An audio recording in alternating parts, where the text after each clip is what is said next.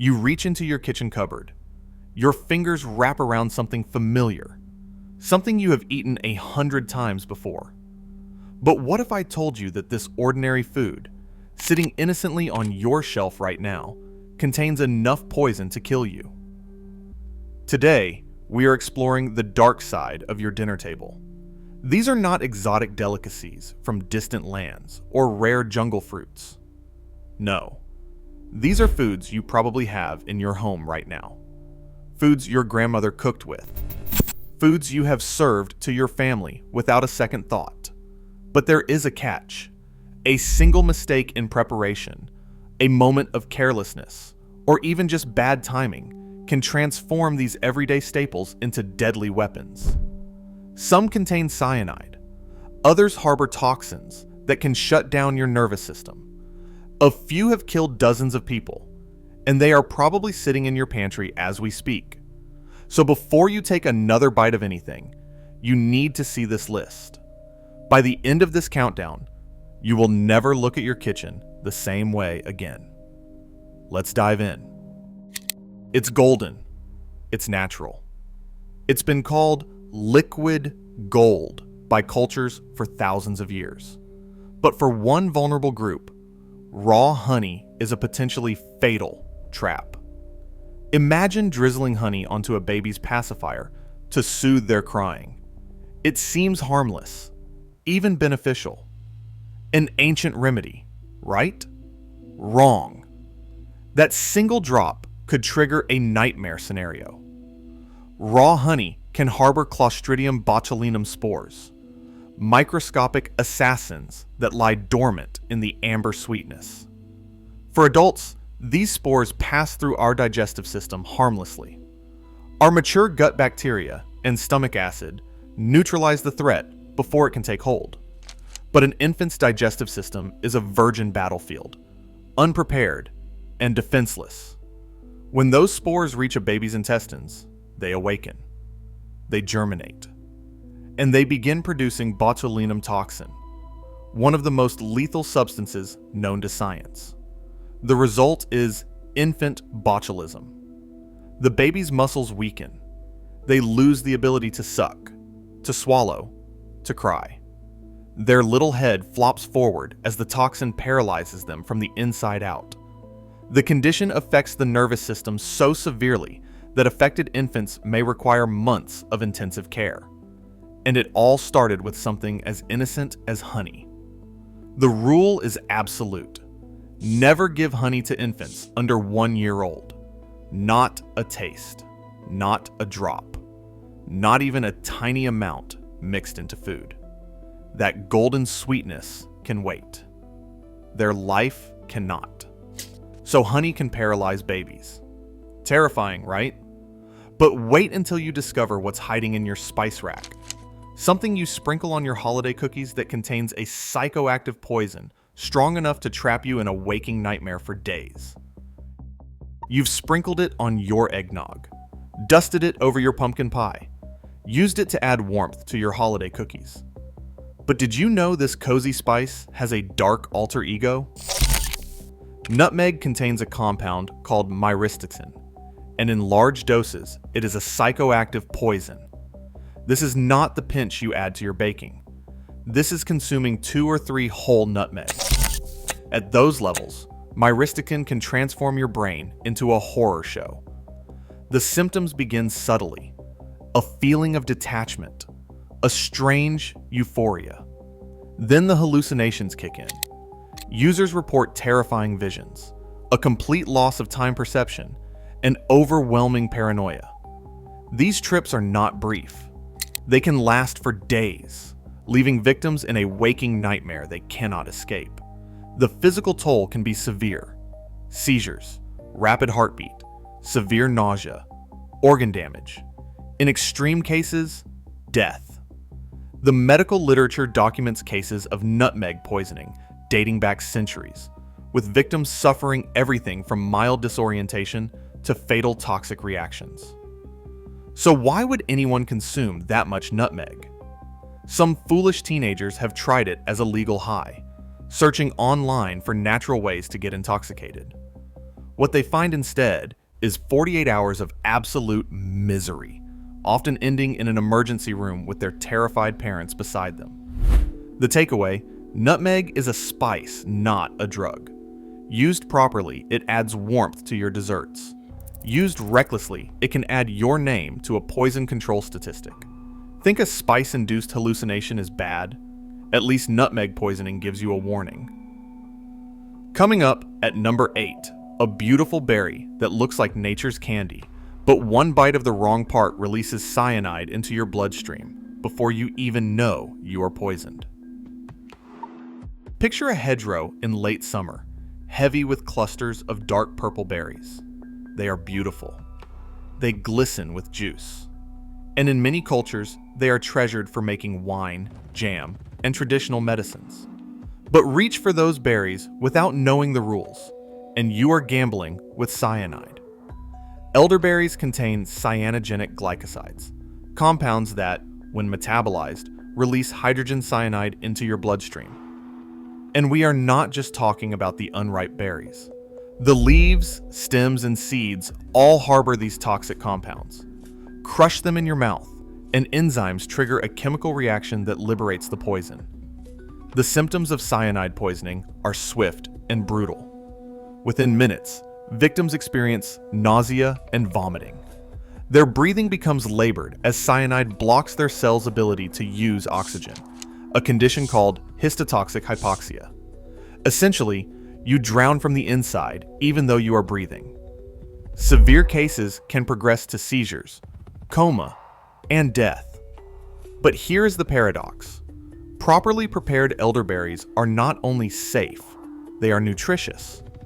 Cooking destroys the cyanogenic glycosides, transforming the deadly fruit into a delicious and healthy treat. European grandmothers have made elderberry jam for generations, and they are still here to tell the tale. The key is knowledge.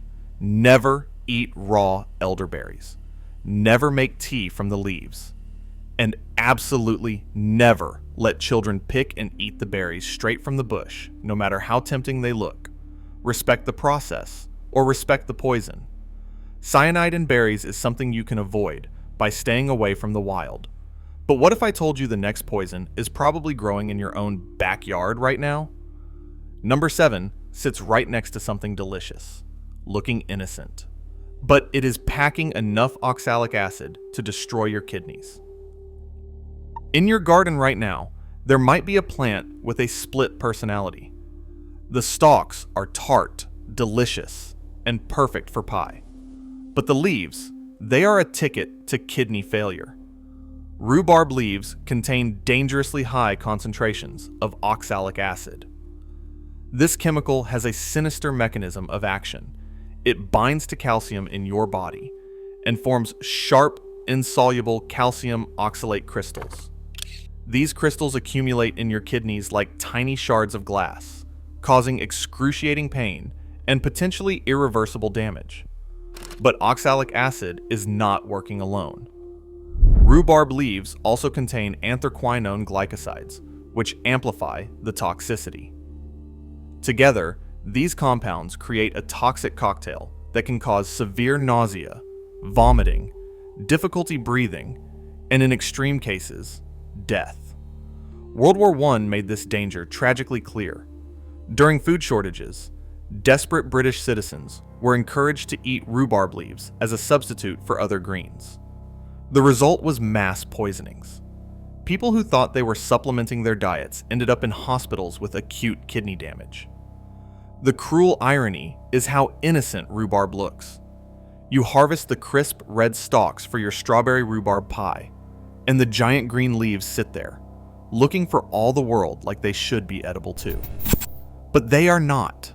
They never will be. The rule is simple: stalk yes, leaves never. Cut them off. Compost them. Keep them away from curious children and pets. And remember, just because something grows on an edible plant does not mean it is safe to eat. Garden dangers are one thing. At least you can see the leaves. But the next threat is invisible. Number 6 looks like a delicacy. Tastes like the ocean's finest offering. and contains bacteria that can literally eat your flesh alive. Welcome to the dark side of seafood. Oysters on the half shell, sushi-grade scallops, raw clams glistening with seawater. For seafood lovers, these delicacies represent the ocean's finest offerings. But every time you slurp down a raw oyster, you're playing biological Russian roulette. Shellfish are filter feeders, meaning they pump water through their bodies to extract nutrients. This makes them incredibly efficient at something else, concentrating bacteria, viruses, and toxins from their environment. One oyster can filter up to 50 gallons of water per day, and everything in that water, every pathogen, every chemical, gets concentrated in their flesh. The most dangerous threat is Vibrio bacteria. These microscopic killers thrive in warm coastal waters and can cause vibriosis, a severe illness that sends thousands of people to the hospital each year. The symptoms are brutal, violent diarrhea, vomiting, and abdominal cramps that leave victims doubled over in agony. For people with compromised immune systems, chronic liver disease, or other health conditions, Vibrio can cause necrotizing fasciitis, the infamous flesh-eating disease, or even septic shock and death. The statistics are sobering. The CDC reports that raw shellfish cause approximately 80,000 illnesses and 100 deaths each year in the United States alone.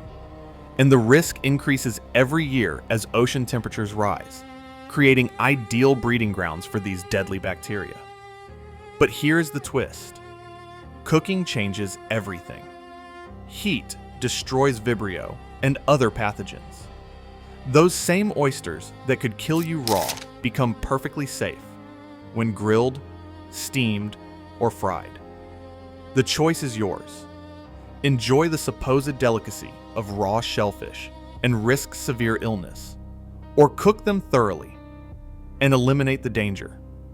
Your taste buds or your life, you decide. Flesh-eating bacteria from the sea. Horrifying. But here is the twist. You do not need to go near the ocean for the next deadly food. In fact, you have probably eaten hundreds of these fruits without realizing you were one wrong bite away from cyanide poisoning. Number 5, hides its poison in plain sight. You've eaten hundreds of cherries. You've bitten into juicy peaches. You've snacked on dried apricots. And you've survived, but only because you didn't crack open the seeds and eat what's inside. Hidden within those innocent fruit pits lies amygdalin, a cyanogenic glycoside that is essentially a cyanide time bomb. When you chew or crush the seed, enzymes in your digestive system break down amygdalin, releasing pure hydrogen cyanide into your bloodstream. And we are not talking about trace amounts. A single apricot kernel can contain enough amygdalin to release several milligrams of cyanide. The lethal dose for an adult is around 50 to 300 milligrams. Do the math, chewing and swallowing a handful of bitter apricot kernels could be your last mistake. The symptoms of cyanide poisoning from fruit seeds mirror those from other sources: dizziness, headache, rapid breathing, and a racing heart as your body desperately tries to compensate for oxygen deprivation. In severe cases, victims experience seizures, loss of consciousness, and respiratory failure. Here is what makes this particularly insidious. Some alternative medicine communities promote apricot kernels as a cancer treatment, claiming the amygdalin marketed as vitamin B17 selectively kills cancer cells. It does not. There is no scientific evidence supporting this claim, but there is plenty of evidence documenting people who poisoned themselves trying this natural remedy. Children are especially vulnerable. A curious toddler who cracks open a few cherry pits and munches on the seeds could ingest a dangerous dose. And because cyanide acts quickly, every minute counts in seeking treatment. Remember this: the fruit is food. The seed is poison. Swallow seeds whole if you accidentally eat one, but never, ever chew them. That bitter almond taste is cyanide's warning, and ignoring it could be fatal. So, fruit pits contain cyanide. That's exotic, right? Something you can avoid by not chewing seeds. But hold on. Number 4 is about to shatter everything you thought you knew about food safety. It is the most innocent staple food on the planet. Billions eat it every day. And right now, it is multiplying deadly bacteria in kitchens worldwide. Right now, in kitchens across the world, a silent killer is multiplying in containers of leftover rice. It seems absurd. How could rice, one of humanity's oldest and safest staple foods, possibly be dangerous? But the answer lies in what happens after you cook it. Uncooked rice often harbors spores of Bacillus cereus, a bacterium that's remarkably heat resistant. When you cook rice, you kill most bacteria, but these spores survive. They're dormant, waiting. And when you leave cooked rice at room temperature, those spores awaken and germinate with terrifying efficiency. Within hours, Bacillus cereus multiplies exponentially in that fluffy white rice, producing 2 types of toxins. The first causes vomiting, severe projectile vomiting that begins within hours of eating the contaminated rice. The second triggers diarrhea and abdominal cramps. For most people, it's 24 hours of absolute misery. But for the elderly, infants, or immunocompromised individuals, Bacillus cereus poisoning can be deadly. The danger intensifies with reheating. Many people think that reheating leftover rice will kill the bacteria. Wrong. While reheating might kill the bacteria themselves, it does not destroy the heat-stable toxins they've already produced. You're essentially heating up poison. One particularly tragic case, documented in medical literature, involved a 20-year-old student who ate 5-day-old pasta. He became violently ill within hours and died that night. The autopsy revealed massive liver necrosis. His liver had essentially been destroyed by the bacterial toxins. The solution is simple but non-negotiable. Refrigerate cooked rice within 1 hour of cooking. Do not let it sit out on the counter. Do not leave it in the rice cooker on warm mode overnight. 1 hour. That is your window. Miss it, and you are growing a bacterial culture that could send you to the emergency room. And if you are reheating rice, make sure it is steaming hot throughout, not just lukewarm. Better yet, when in doubt, throw it out. Your life is worth more than a few cups of leftover rice.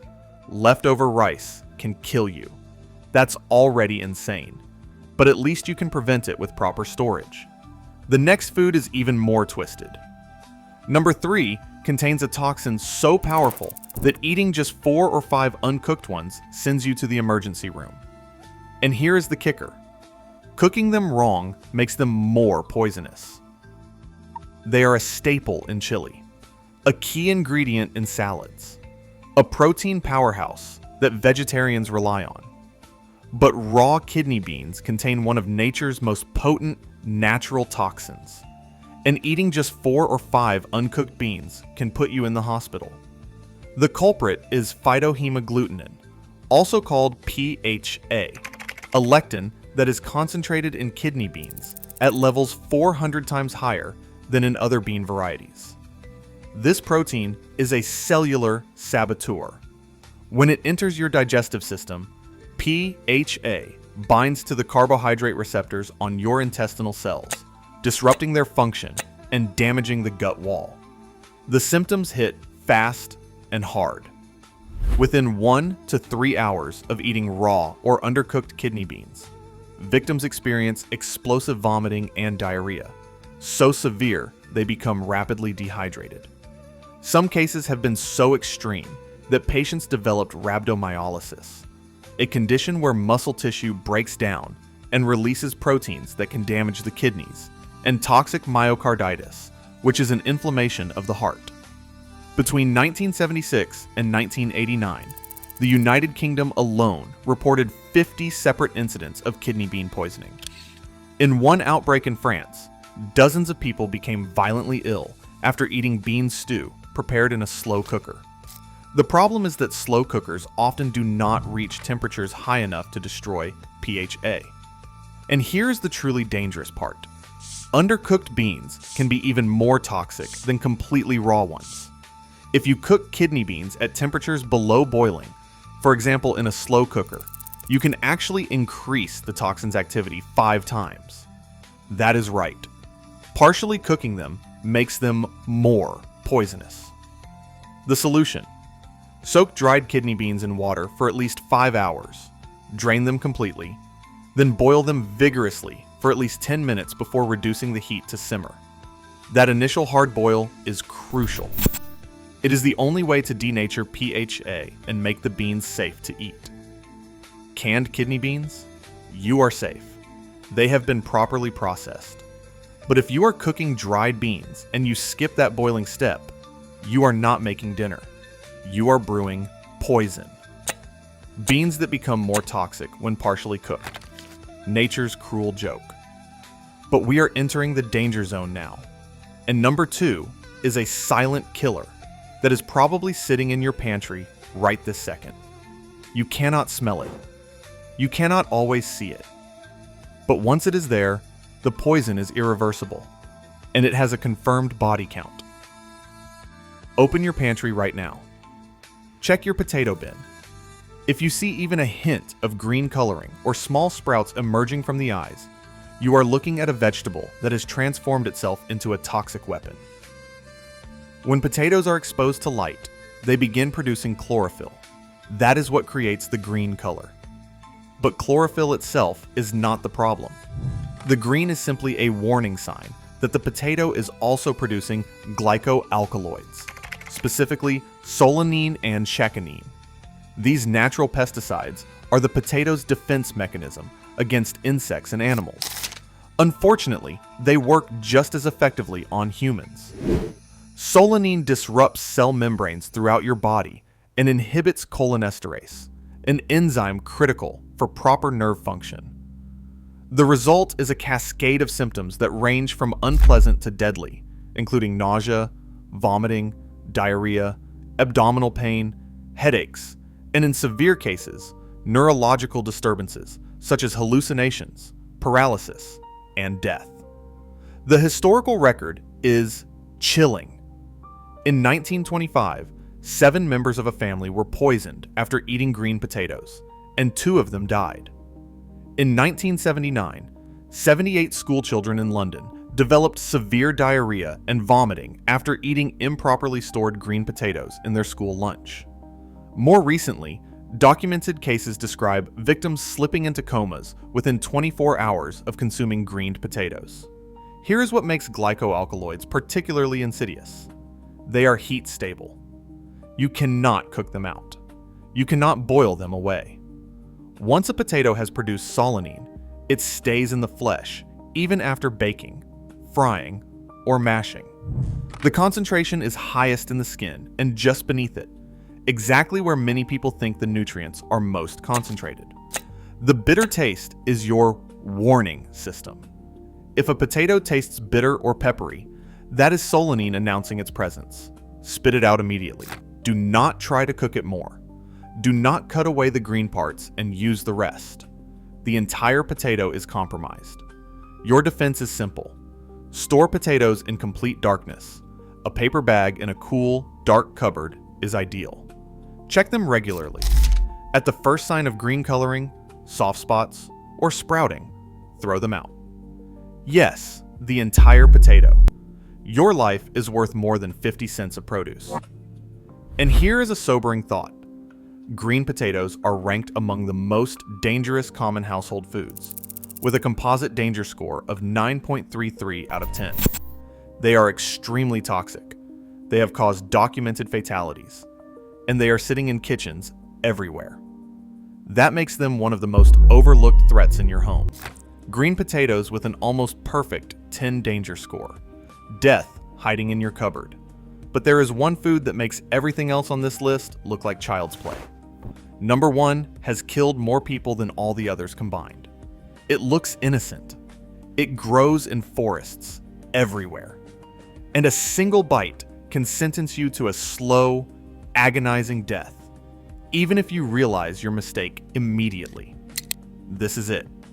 The deadliest everyday food you will ever encounter. And now we reach the deadliest everyday food on our list, though everyday might be a stretch. Still, every year, thousands of people around the world forage for wild mushrooms, trusting their eyes, their guidebooks, or their gut instinct to tell them which ones are safe. And every year, many of them are catastrophically wrong. Wild mushrooms claim the top spot on our ranking with a perfect 10 out of 10 for both toxicity and fatality risk. They have earned this grim distinction through centuries of documented deaths and their ability to cause complete organ failure with just a single bite. Consider the death cap mushroom, Amanita phalloides. It is responsible for 90% of all mushroom-related deaths worldwide. This killer contains amatoxins, compounds so devastatingly effective that they inhibit RNA polymerase II, effectively shutting down your cell's ability to produce new proteins. Without protein synthesis, your liver and kidneys begin to die. By the time symptoms appear, 12 to 24 hours after ingestion, the damage is already irreversible. The progression is horrifying. First comes violent gastrointestinal distress, vomiting, diarrhea, severe abdominal cramps. Then, mysteriously, the symptoms seem to improve. Victims feel better. They think they are recovering. This is called the walking ghost phase, and it is cruelly deceptive. While you are feeling better, your organs are liquefying. 3 to 4 days after eating the mushroom, liver failure sets in. Jaundice develops. The skin turns yellow as bilirubin accumulates in the tissues. Confusion and disorientation follow as toxins flood the brain. At this point, your only hope is an emergency liver transplant. Without one, death is almost certain.